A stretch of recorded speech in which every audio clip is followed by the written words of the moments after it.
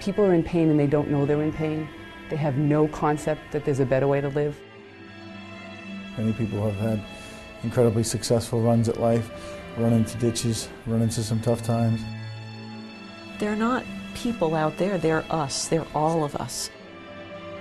Unfortunately, sometimes people don't care or are aware of the problems until they strike home, and then it's generally too late. Having someone that you can get close with, like the therapist, really helps you out a lot. I don't have to go it alone anymore, and it helps to know that. There's nothing here in our county like Putnam Family Community Services.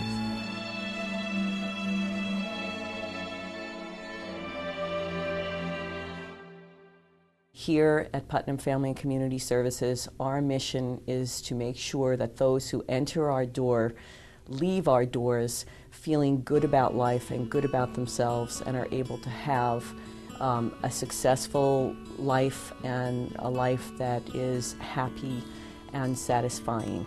It's the only not-for-profit mental health agency in the county.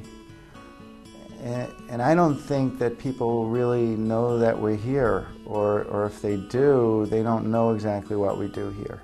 We have many programs that help everyone from birth up until their 90s. Recovery is a very personal and unique journey, and only the person who's recovering can go through that journey.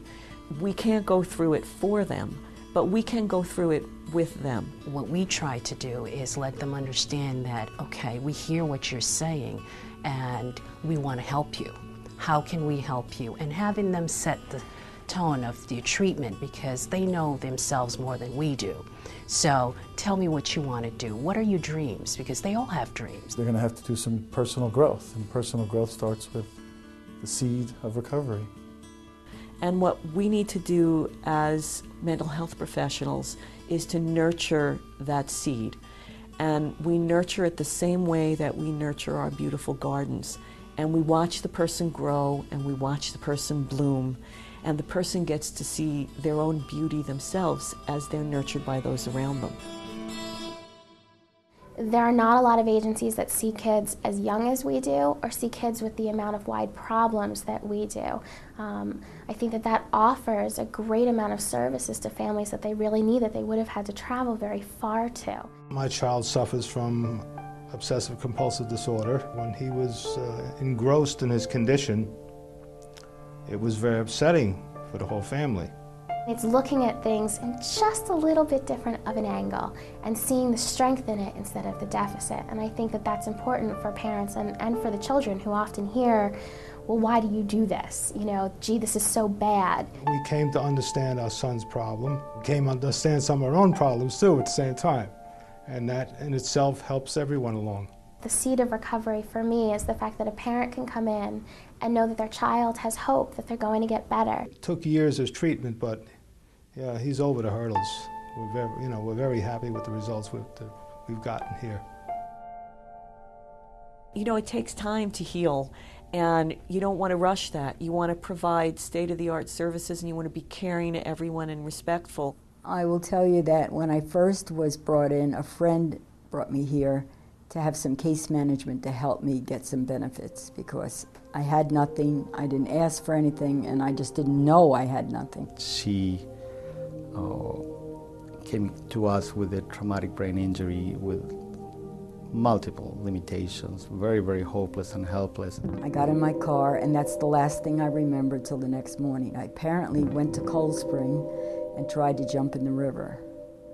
The next day, I didn't understand the experience. Obviously, the staff here did, and from then on is really when my recovery started. She's being tested and challenged day in and day out, and she continues to overcome all her difficulties. I don't know where I'd be. I'd probably be, because of my diagnosis, in a nursing home, and I certainly don't feel I belong there. I owe most of that to these people here and the work they made me do. I was very young on the onset of my illness when I thought something was very wrong, which it was. I couldn't eat, I couldn't sleep, I couldn't function. I could barely function. it's nothing to be ashamed of anymore. Traditionally, people who had this kind of illness were really thought of as not being able to have a life back. I mean, everything is really, it's laid out there for you, so you don't have to worry about anything. They take good care of you, as long as you meet them 50-50.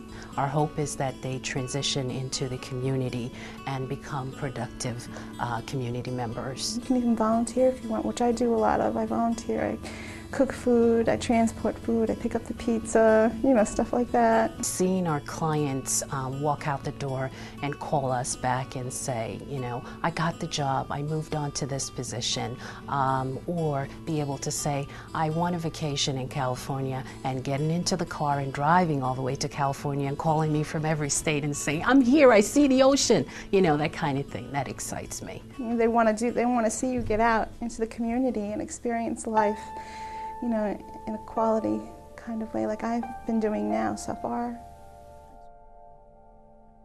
If you have drug problems, alcohol problems, this is a great place that'll help you maintain recovery, get recovery. And mainly just someone to talk to when you need someone to talk to. If you don't have someone, they're always there.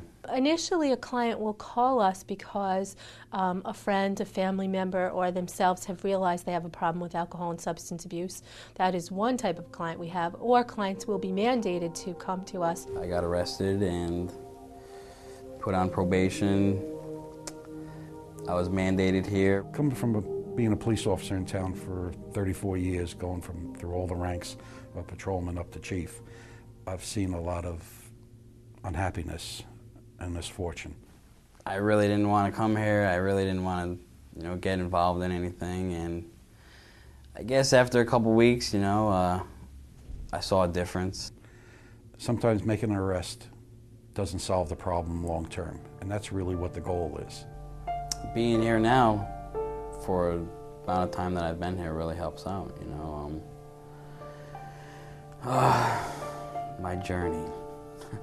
And that's really the beauty of the program, that we can actually, in this outpatient setting, see people get better and have their life improve a lot by the changes they make in the process. They help you out, but you'll be doing some work. But it pays out in the end.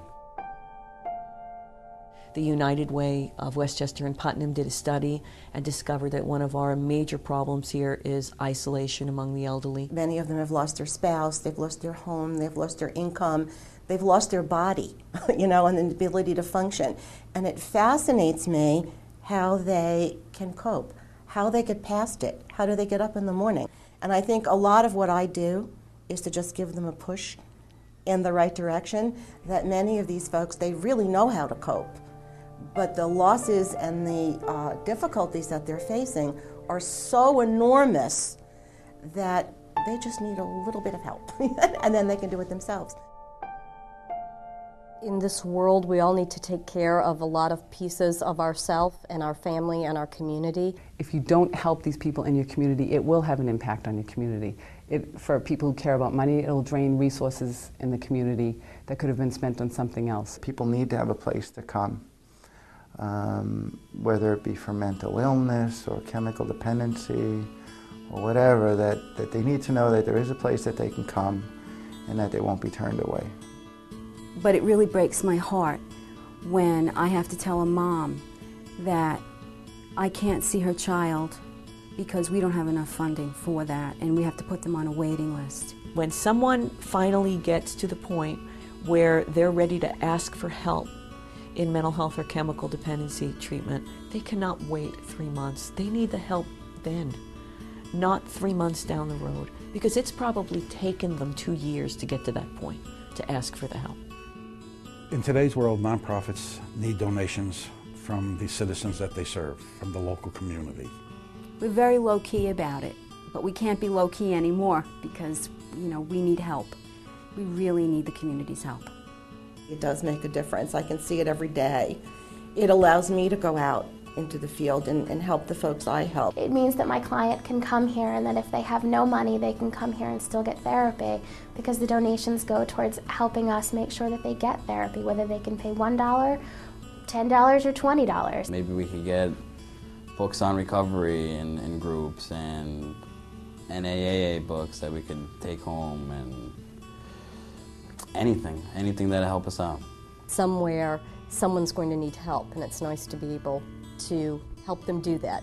In many ways, it's an investment in the future, and the money you put in at the right time can pay back such huge benefits that the investment's small compared to what the costs might be at the end if we don't take care of people.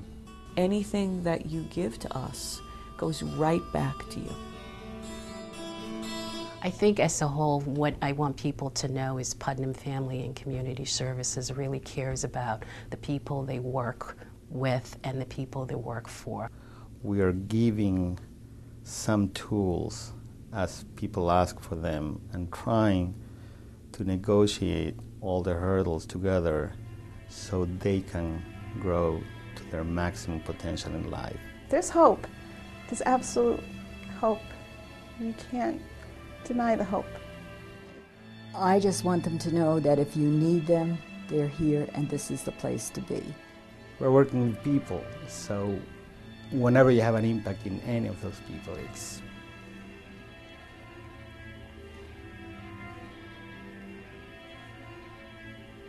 I don't know. What inspires me and what makes me keep going all the time are the people themselves. They work really hard on their recovery.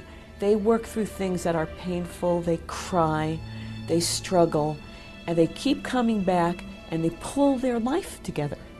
And they walk out the door with a life they always dreamed of and they thought they couldn't have.